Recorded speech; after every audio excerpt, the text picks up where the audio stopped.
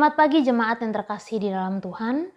Pada pagi hari ini mari kita sediakan waktu kita sejenak untuk membaca merenungkan firman Tuhan. Sebelumnya kita berdoa meminta hikmat dari Tuhan supaya kita mengerti memahami akan kebenaran firman-Nya. Mari kita berdoa. Tuhan Yesus, terima kasih untuk kebaikan-Mu, kasih setia-Mu dalam hidup kami. Kalau Engkau memberikan kami satu kesempatan lagi untuk menikmati hari ini, itu semua karena kasih dan anugerah-Mu semata. Tuhan, sebelum kami melakukan segala aktivitas kami, pekerjaan kami datang ke hadapan hadirat-Mu, membaca, merenungkan kebenaran-Mu. Tolong setiap kami Tuhan, berikan kami hikmat pengertian sehingga kami mengerti, memahami akan apa yang kami baca pada pagi hari ini. Dalam nama Tuhan Yesus kami berdoa dan bersyukur. Amin.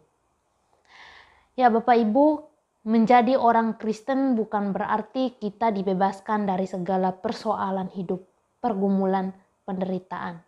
Tidak bisa dipungkiri bahwa di dalam kehidupan kita masih mengalami yang namanya pergumulan, persoalan.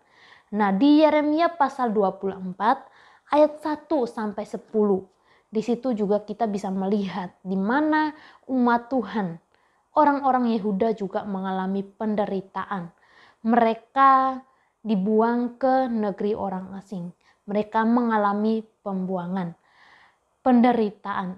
Hal ini bukan berarti Allah tidak mengasihi mereka atau Allah menghancurkan mereka. Tidak.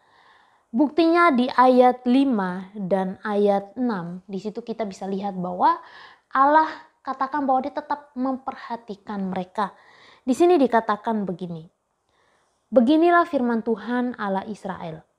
Sama seperti buah ara yang baik ini, demikianlah aku akan memperhatikan untuk kebaikannya orang-orang Yehuda yang kubawa dari tempat ini ke dalam pembuangan, ke negeri orang-orang Kasdim.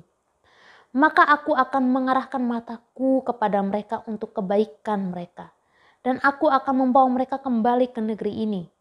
Aku akan membangun mereka, bukan meruntuhkannya. Aku akan menanam, bukan mencabutnya. Aku akan memberi mereka suatu hati untuk mengenal aku, yaitu bahwa akulah Tuhan. Mereka akan menjadi umatku, dan aku ini akan menjadi Allah mereka. Sebab mereka akan bertobat kepadaku dengan segenap hatinya. Seperti kita ketahui bahwa umat Tuhan dibuang bukan karena tanpa alasan. Mereka dibuang karena mereka selalu memberontak terhadap Tuhan. Mereka selalu melakukan hal-hal yang tidak sesuai dengan firman Tuhan. Karena itu Allah membuang mereka ke negeri orang Kasdim. Di situ mereka mengalami penderitaan. Tetapi di situ juga Allah ingin mereka belajar. Mereka mengoreksi diri mereka, kesalahan mereka. Allah memulihkan mereka di tempat di mana mereka dibuang. Allah katakan bahwa mereka akan dibawa kembali ke negeri mereka sendiri. Jadi di sini kita juga bisa melihat bahwa Allah melakukan itu bukan karena Allah ingin menghancurkan mereka. Allah melakukan ini untuk kebaikan mereka di mana mereka akan mengalami pemulihan daripada Allah. Allah akan memberikan mereka hati yang mau sungguh-sungguh bertobat. Hati yang mau mengenal Allah, bahwa mereka mempunyai Allah yang sungguh-sungguh mengasihi mereka. Allah yang kudus yang seharusnya mereka hormati, yang seharusnya mereka taati. Jadi ketika mereka mengalami penderitaan di pembuangan, ketika mereka dibuang, bukan berarti Allah tidak mengasihi mereka, bukan berarti Allah mau menghancurkan mereka. Tetapi di sini Allah ingin mereka mengetahui bahwa Allah mau mereka sebagai umat pilihannya, sebagai umat yang sudah dipilihnya, selalu mau menaati Allah mereka. Allah di sini berjanji bahwa aku akan memperhatikan mereka. Aku akan menjadi Allah mereka. Bukankah ini sesuatu hal yang luar biasa? Bahwa di dalam penderitaan yang mereka alami itu Allah tetap memperhatikan keadaan mereka. Allah tetap pelihara mereka. Allah juga berjanji bahwa penderitaan yang mereka hadapi pada saat itu di tanah pembuangan, tidak selamanya mereka mengalami itu. Tetapi akan saatnya Allah akan membawa mereka kembali ke negeri mereka sendiri. Lalu Allah akan memulihkan hati mereka, kehidupan mereka. Allah akan memberikan mereka hati yang sungguh-sungguh mengenal Allah, yang sungguh-sungguh mau bertobat dan mau menaati Allah.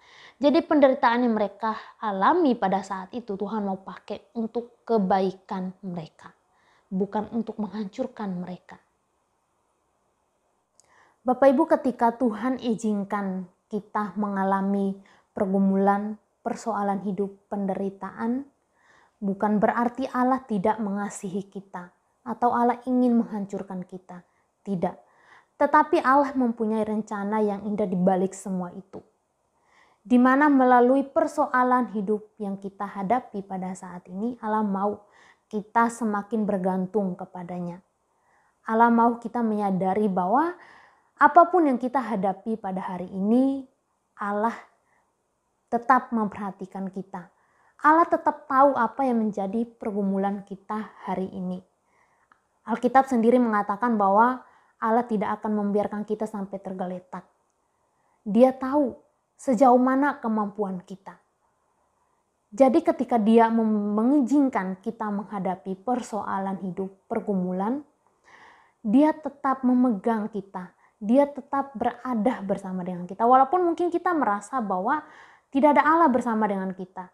Kita merasa bahwa Allah jauh daripada kita ketika kita menghadapi sebuah persoalan hidup. Tetapi satu hal yang perlu kita ketahui, sadari bahwa Allah sesungguhnya tidak pernah meninggalkan kita meskipun kita menghadapi begitu banyak persoalan. Tetapi Allah ingin kita belajar bahwa di setiap persoalan yang kita hadapi itu ada Dia yang selalu menolong kita. Ada Dia yang senantiasa bersama dengan kita.